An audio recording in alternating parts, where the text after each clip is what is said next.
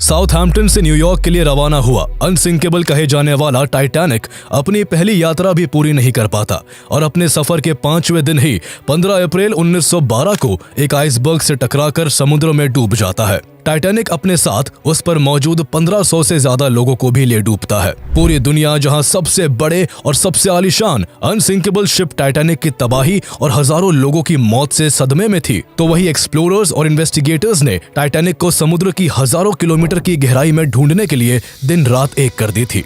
लेकिन north Atlantic ocean ने Titanic को अपनी गोद में इस तरह से छुपा लिया था कि टाइटैनिक को ढूंढने के लिए एक के बाद एक कई सर्च ऑपरेशंस फेल होते चले गए। पहले महीने, फिर साल और फिर दशक बीतते गए, लेकिन टाइटैनिक का कोई नामो निशान तक नहीं मिल सका। 1980 आते आते जहां बहुत से इन्वेस्टिगेटर्स ने टाइटैनिक को खोजने से हाथ खड़े कर दिए थे, तो वही ओशनोग्राफर डॉक्टर रॉबर्ट बैलार्ड टाइटैनिक को लेकर इस कदर फैसिनेटेड थे कि उन्होंने उसे ढूंढने की जिद नहीं छोड़ी। यूं तो रॉबर्ट टाइटैनिक को ढूंढने का पहले भी कई प्रयास कर चुके थे, पर उनका भी प्रयास बाकी खोजकर्ताओं की तरह असफल ही रहा था। लेकिन वो अपने मिशन पर डटे रहे और इसी को लेकर उन्होंने 1982 में यूएस नेवी को साथ लेकर अपनी खोज को और तेज कर दिया। आखिरकार रॉबर्ट और उनकी टीम की मेहनत रंग लाई और टाइटैनिक को 1985 में ढूंढ लिया गया। डूबने के 73 साल बाद टाइटैनिक जब पहली बार दुनिया की नजर में आया तो देखने वालों के होश उड़ गए। कभी दुनिया का सबसे खूबसूरत और सबसे आलीशान रहा टाइटैनिक समुद्र में 12,400 फीट नीचे अटलांटिक ओशन के खारे पानी और बैक्टीरिया से अपने अस्तित्व की लड़ाई लड़ रहा था। लेकिन सोचने वाली बात यह है कि आखिर टाइटैनिक को ढूंढने में 70 साल से भी ज्यादा का वक्त क्यों लग गया। आखिर रॉबर्ट बैलार्ड ने टाइटैनिक को कैसे खोजा? टाइटैनिक के मलबे की जांच करने पर ऐसा क्या पता चला जिससे उसके डूबने का एक खास कारण सामने आया?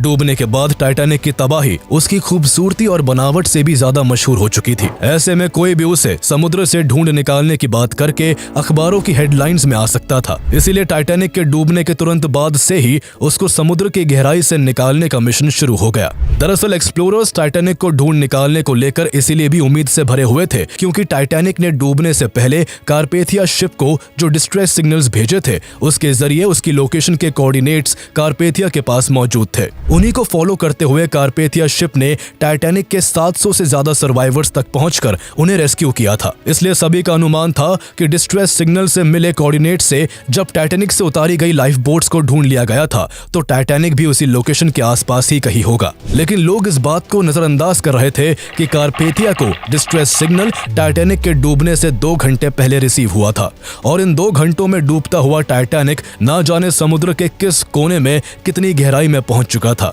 इसका उन्हें कोई अंदाजा भी नहीं था। इसके अलावा अगर डिस्ट्रेस सिग्नल की पोजीशन पर भी जहाज के मलबे की खोजबीन की जाती तब भी वहां सर्च ऑपरेशन कर पाना बेहद मुश्किल था। एक तो नॉर्थ अटलांटिक ओशन के उस एरिया में वेदर कंडीशंस इतनी एबनॉर्मल है कि वहां रहकर इतने बड़े टास्क को कर पाना किसी भी तरह से आसान नहीं होता। दूसरी बात यह थी कि उस समय इतने एडवांस टूल्स का इन्वेंशन नहीं हुआ था जिनके जरिए समुद्र की हजारों किलोमीटर की गहराई में टाइटैनिक के मलबे को ढूंढा जा सके। लेकिन ये सच्चाई जानने के बाद भी कुछ लोग टाइटैनिक को समुद्र से ढूंढ निकालने की कोशिश में लगे हुए थे। टाइटैनिक के साथ हुए हादसे में कई वेल्दी विक्टिम्स भी थे जिनके परिवार अपने पैसे और ताकत के इस्तेमाल से टाइटैनिक को बाहर निकालना चाहते थे। इनमें गुगनहाइम फैमिली, एस्टर फैमिली और वाइडनर फैमिली थी जिन्होंने मिलकर एक ऑर्गेनाइजेशन को बनाया और the Merritt and Chapman Derrick and Wrecking Company के साथ टाइटैनिक को बाहर निकालने का कॉन्ट्रैक्ट साइन किया। लेकिन इस प्रोजेक्ट को कुछ वक्त बाद ही बंद करना पड़ा क्योंकि टेक्निकल लिमिटेशंस और एडवांस टूल्स ना होने की वजह से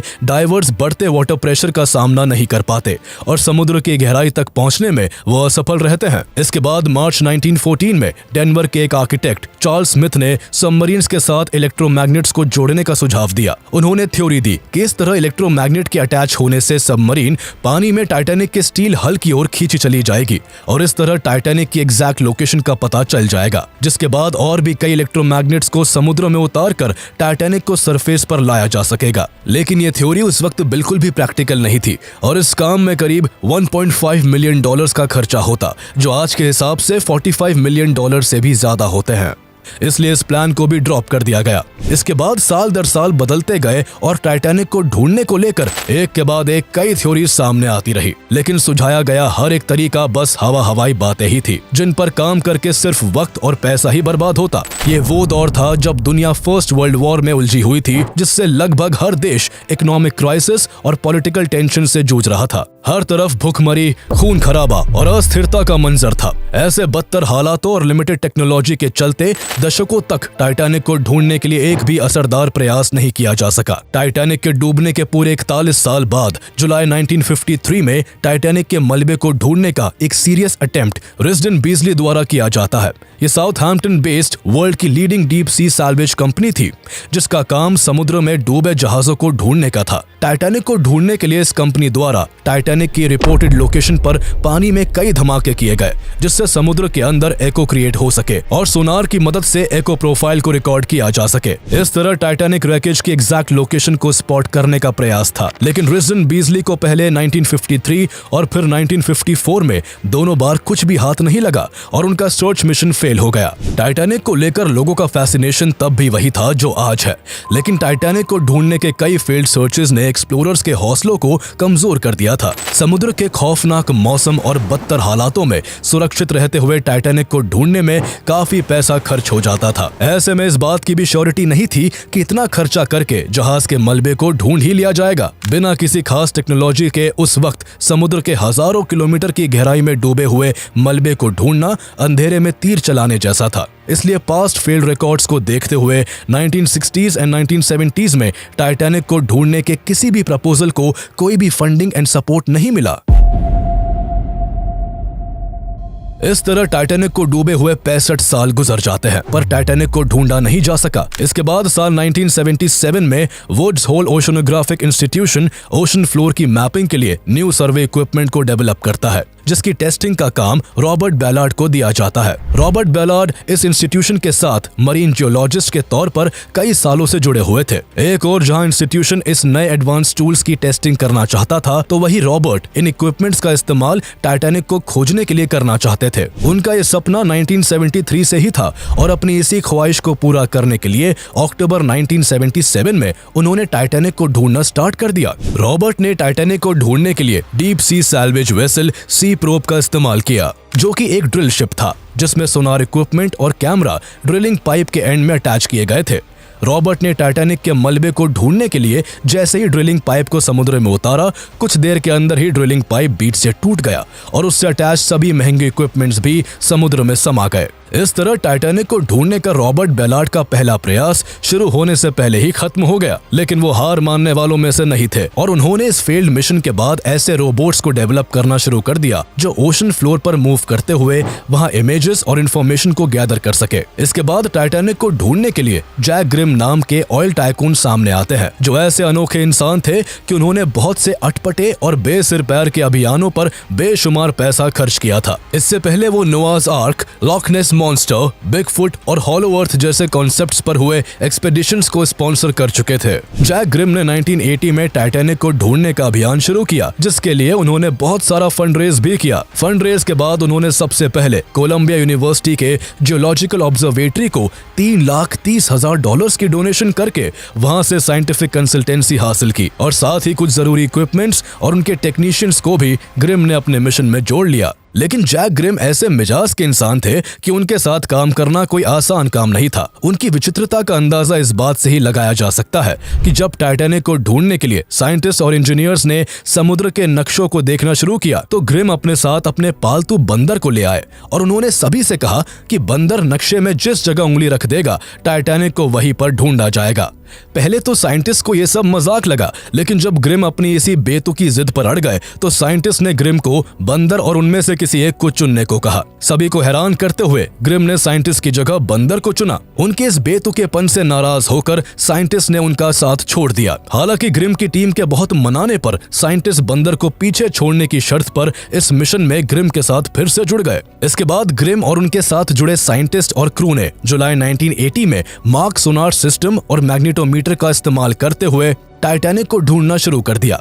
जहां सोनार सिस्टम का काम ओशन फ्लोर की मैपिंग करना था, तो वही ऑनबोर्ड मैग्नेटोमीटर का काम ओशन फ्लोर पर किसी भी मेटल की प्रेजेंस को आइडेंटिफाई करना था। लेकिन इस दौरान ग्रिम और उनकी टीम को दोहरी मुश्किलों का सामना करना पड़ा। एक तरफ जिन इक्विपमेंट्स का यूज किया जा रहा था वो अब तक टेस्टेड नहीं थे, तो वही समुद्र के खराब मौसम ने इस टास्क को और भी डिफिकल्ट कर दिया था। यही वजह थी कि ग्रिम को यह पहला एक्सपेडिशन 3 हफ्ते के अंदर ही बंद करना पड़ा। लेकिन इस फेल्ड मिशन में भी मार्क सोनार सिस्टम ने करीब 500 स्क्वायर माइल्स का एरिया स्कैन कर उन 14 पॉसिबल टारगेट्स को आइडेंटिफाई कर लिया था जहां टाइटैनिक के होने की उम्मीद जताई जा रही थी। हालांकि समुद्र के तूफान के चलते इस दौरान ऑनबोर्ड मैग्नेटोमीटर बिना किसी काम आए ही तबाह हो चुका था। इसके बाद जैक ग्रिम जून 1981 और जुलाई 1983 में अपनी टीम के साथ 2 बार और टाइटैनिक की खोज शुरू करते हैं, जिसमें उन 14 पॉसिबल टारगेटेड एरियाज को भी सर्च किया जाता है।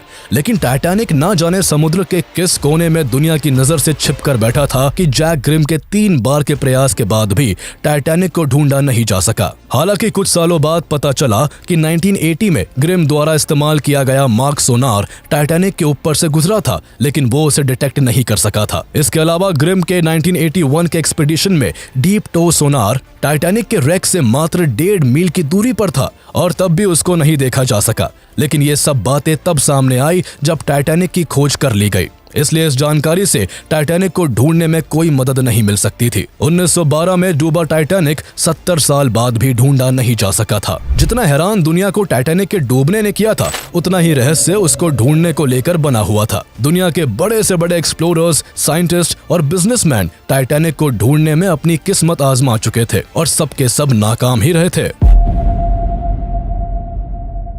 लेकिन रॉबर्ट बेलार्ड वो शख्सियत थे जो अपने 1977 के फेल्ड सर्च की गलतियों से सीखते हुए टाइटैनिक को खोजने के लिए अपनी तैयारी को और भी मजबूत करने में जुट गए थे। जब टाइटैनिक की सर्च को लेकर 1980 से 1983 के बीच जैक ग्रिम द्वारा किए गए हर प्रयास को न्यूज़पेपर और डॉक्यूमेंट्री में बताया जा रहा था, तब रॉबर्ट भी इस पूरे प्रोसेस पर नजर बनाए हुए थे। वो अपने नेक्स्ट सर्च के लिए बेहतर स्ट्रेटजीज को प्लान करते हुए एक ऐसी सबमर्सिबल टेक्नोलॉजी डेवलप करना चाहते थे जिसे रिमोटली कंट्रोल किया जा सके और जो ओशन फ्लोर पर मूव करते हुए वहां की इमेजेस और सैंपल्स को कंट्रोल रूम तक ट्रांसमिट कर सके। लेकिन रॉबर्ट के लिए ये सारा काम अकेले कर पाना मुश्किल था, क्योंकि इतनी एडवांस टेक्नोलॉजी को डेवलप करने के लिए बहुत सारे फंड और टीम वर्क की जरूरत पड़ती। इसलिए रॉबर्ट ने 1982 में इसे बनाने और उसके जरिए टाइटैनिक को ढूंढने के लिए यूएस नेवी को अप्रोच किया। यूएस नेवी के साथ रॉबर्ट 1967 से ही जुड़े हुए थे और यूएस नेवी द्वारा वुड्स होल ओशनोग्राफिक इंस्टीट्यूशन के कई सर्च वेसल्स को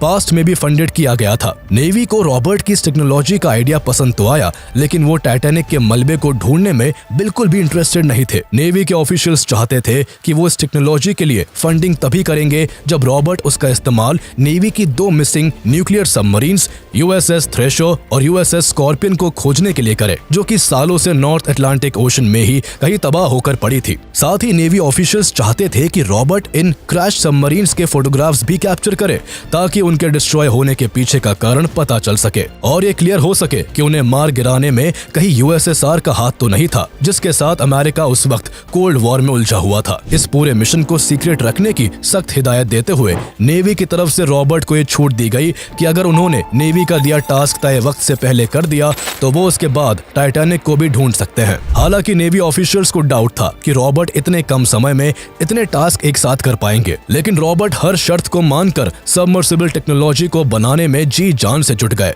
और कुछ ही वक्त में उन्होंने वुड्स होल ओशनोग्राफिक इंस्टीट्यूशन के साथ मिलकर इसे तैयार कर लिया। इस सबमर्सिबल को आर्गो का नाम दिया गया, जो कि 15 फीट लंबा, 3.5 फीट ऊंचा और 3.5 फीट चौड़ा था। रॉबर्ट ने एक ऐसा सिस्टम डेवलप कर लिया था जिससे ओशन फ्लोर पर मौजूद हर छोटी से छोटी चीज को कंट्रोल रूम में ही रहकर स्क्रीन पर साफ साफ देखा जा सकता था। इस टेक्नोलॉजी के डेवलप होने के बाद 1984 में यूएस नेवी ने रॉबर्ट और उनकी टीम को अटलांटिक ओशन में सबमरीन्स के रैक को ढूंढने के मिशन पर भेज दिया, जिसके चलते कुछ ही वक्त के अंदर रॉबर्ट ने आर्गो का इस्तेमाल करके नेवी की डूबी हुई न्यूक्लियर सबमरीन्स के मलबे को ढूंढ निकाला। रॉबर्ट का बनाया हुआ आर्गो यूएस नेवी के लिए तो कामयाब हो गया था, लेकिन इस दौरान रॉबर्ट को टाइटैनिक के सर्च के लिए जरा भी टाइम नहीं मिल सका, जिसके लिए उन्होंने उस सिस्टम को डेवलप किया था।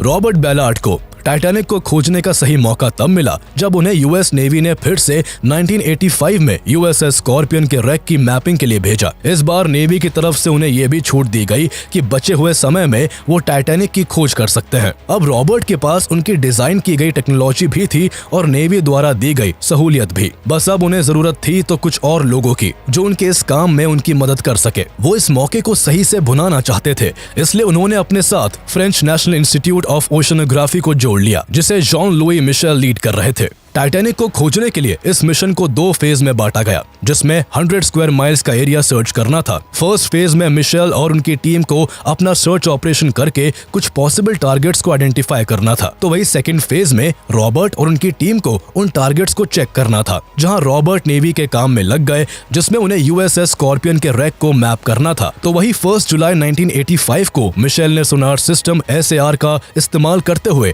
टाइटैनिक की खोज शुरू कर दी। लेकिन कई हफ्तों की मेहनत और 75% सर्च एरिया को स्कैन करने के बाद भी मिशेल और उनकी टीम को टाइटैनिक का कोई अता पता नहीं चल सका। उनका सोनार सिस्टम टाइटैनिक को कहीं भी स्पॉट नहीं कर पाया था और न ही किसी पॉसिबल टारगेट को अचीव किया जा सका था। इसके बाद 22 अगस्त 1985 को रॉबर्ट नेवी का काम खत्म करके टाइटैनिक के सर्च में जुड़ जाते हैं और टाइटैनिक को ढूंढने के सेकंड फेज को शुरू कर देते हैं। मुश्किल इस बात की थी कि अब रॉबर्ट के पास केवल 12 दिन का ही समय बचा था।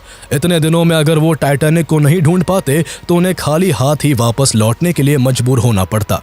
एक के बाद एक टाइटैनिक के फेल्ड सर्च मिशंस और केवल 12 दिन के समय ने रॉबर्ट को परेशानी में जरूर डाल दिया था, लेकिन उन्हें अपने आर्गो पर पूरा विश्वास था। केवल 12 दिन के समय में टाइटैनिक को ढूंढने के लिए रॉबर्ट ने यूएस नेवी की यूएसएस स्कॉर्पियन सबमरीन को ढूंढने के अनुभव का इस्तेमाल करते हुए एक इफेक्टिव प्लान बनाया। उन्होंने तय किया कि वो टाइटैनिक के मेन पार्ट यानी उसके हल को ढूंढने के बजाय समुद्र में टूटकर बिखरे उसके छोटे छोटे टुकड़ों को खोजना शुरू करेंगे, जिन्हें ढूंढ लेने के बाद टाइटैनिक को भी आसानी से ढूंढ लिया जाएगा। उन्हें अब यह भी पता था कि जिस रात टाइटैनिक डूबा था उस वक्त समुद्र के पानी का बहाव साउथ की डायरेक्शन की ओर था, इसलिए पूरी पॉसिबिलिटी थी कि टाइटैनिक के टुकड़े टूटकर साउथ की दिशा में ही बहते चले गए होंगे। इसलिए उन्होंने इन सभी बातों को ध्यान में रखते हुए उस रिमेनिंग सर्च फील्ड में आर्गो की मदद से टाइटैनिक को ढूंढना शुरू कर दिया, जिसे मिशेल द्वारा सर्च नहीं किया गया था। रॉबर्ट और उनके क्रू ने आर्गो को पायलट करना शुरू किया, जो कि ओशन फ्लोर पर मूव करते हुए वहां की लाइव वीडियो कंट्रोल रूम की स्क्रीन तक पहुंचा रहा था। देखते देखते कई दिन गुजर गए, लेकिन आर्गो से रिसीव होने वाली पिक्चर्स में समुद्र तल पर मौजूद पत्थर से लेकर समुद्री जीव तक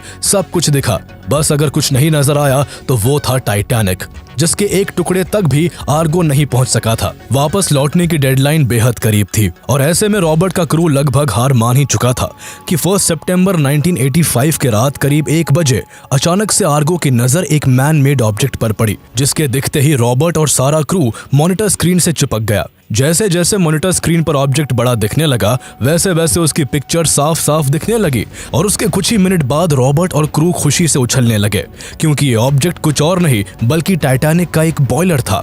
बॉयलर को स्पॉट करने के बाद आर्गो आगे की तरफ मूव करता गया और कुछ ही देर बाद टाइटैनिक का रैक भी क्रू को स्क्रीन पर साफ साफ दिखने लगा, जिसे देखते ही उनकी खुशी का ठिकाना नहीं रहा। रॉबर्ट और उनका क्रू खुशी से झूम उठा। उनका मिशन डेडलाइन के बिल्कुल करीब आकर ही सही पर कामयाब हो चुका था और उन्होंने टाइटैनिक को खोज लिया था। लेकिन अगले ही पल सभी की खुशी खामोशी में बदल गई जब उन्हें याद आया कि अब रात के करीब 2 बज चुके थे और ये वही समय था जब 73 साल पहले टाइटैनिक के साथ साथ 1500 से ज्यादा लोगों ने इसी समुद्र में अपनी जान गंवा दी थी।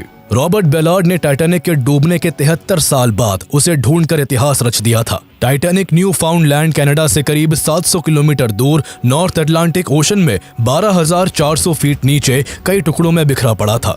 अपने जमाने का सबसे आलीशान टाइटैनिक जब 73 सालों के बाद दुनिया की नजर में आया तो देखने वाले उसकी खस्ता हालत को देखकर सिहर उठे। 2 हिस्सों में टूटे टाइटैनिक के हिस्से एक दूसरे से 2000 फीट से ज्यादा की दूरी पर थे और समुद्र के खारे पानी और वहां मौजूद खतरनाक बैक्टीरियाज की वजह से बुरी तरह जंग खा रहे थे। टाइटैनिक के मिल जाने के बाद उसे देखने का क्रम शुरू हुआ, जिसमें एक्सप्लोरर्स, फिल्म मेकर्स और साइंटिस्ट समेत कई मशहूर हस्तियां शुमार थी। 1997 में रिलीज हुई टाइटैनिक फिल्म के डायरेक्टर जेम्स कैमरन ने भी टाइटैनिक के मलबे का कई बार दौरा किया। एक इंटरव्यू के दौरान जब उनसे पूछा गया कि मलबे को देखने के दौरान क्या उन्हें टाइटैनिक के साथ डूबे लोगों में से किसी के रिमेनिंग्स दिखाई दिए थे, तो उन्होंने जो जवाब दिया उससे सभी के रोंगटे खड़े हो गए। उन्होंने बताया कि उन्हें किसी की बोन्स या रिमेन्स तो नहीं दिखे, पर उन्हें वहां 2 जोड़ी जूते दिखाई दिए, जिनमें से एक पेयर जूते एक औरत के मालूम होते थे और दूसरे किसी छोटी बच्ची के थे। ये जूते एक माँ और उसकी बहुत छोटी बच्ची के थे, जिन्होंने टाइटैनिक के डूबते वक्त एक दूसरे से लिपट कर समुद्र में डूबते हुए जान गंवा दी थी। सालों बाद उनके शरीर का अंग अंग खारे पानी में घुलने के बाद भी उनके जूते उनके साथ होने की मौजूदगी की गवाही दे रहे थे। अफसोस इस बात का था कि ये सिर्फ एक अकेला उदाहरण नहीं था, बल्कि ऐसे हजारों लोग थे जिन्होंने इस हादसे में जाने कितने ही दर्दनाक लम्हों से लड़ते हुए अपनी जिंदगी खो दी थी। टाइटैनिक के मलबे पर साइंटिस्ट ने अपनी रिसर्च शुरू की, जिसमें उन्होंने पाया कि टाइटैनिक के जिस हिस्से का आइसबर्ग से टकराव हुआ था, उस जगह पर टाइटैनिक को बनाने वाली व्हाइट स्टार लाइन कंपनी ने बहुत ही लो क्वालिटी का स्टील और कमजोर रिवेट्स का यूज किया था। कंपनी ने यह काम पैसा बचाने के लिए किया था और साइंटिस्ट की माने तो कंपनी की इस लापरवाही की वजह से ही टाइटैनिक को आइसबर्ग से टकराव के वक्त इतना नुकसान पहुंचा, जिस कारण पानी बहुत तेजी से अंदर भरता गया और केवल 2 घंटे और 40 मिनट में पूरा टाइटैनिक समुद्र में डूब गया। कंपनी अगर कॉस्ट कटिंग ना करके सही स्टील और रिवेट्स का यूज करती तो टाइटैनिक में पानी इतनी तेजी से नहीं भरता और जहाज बहुत देर से डूबता। अगर ऐसा होता तो शायद टाइटैनिक के डूबने से पहले ही कारपेथिया शिप वहां पहुंच जाता और हजारों बेकसूर लोगों की जिंदगी बच जाती। टाइटैनिक के मिलने के बाद जब वहां लोगों का जाना शुरू हुआ तो टाइटैनिक पर मौजूद महंगी और जरूरी चीजों को वहां से ले आया गया। टाइटैनिक से jewellery, watches, artefacts, top hats, china dinner plates और भी बहुत सारी चीजों को कलेक्ट किया गया। इसमें से बहुत सी चीजों को संरक्षित करते हुए उन्हें सार्वजनिक प्रदर्शन के लिए रखा गया, तो कुछ चीजों को महंगे दाम में बेच दिया गया, जिसमें से टाइटैनिक पर मौजूद म्यूजिशियन वॉलेस हार्टली का सिर्फ वायलिन ही 1 मिलियन पाउंड से भी ज्यादा कीमत में बिका। जहां इस तरह के सामानों को निकाला गया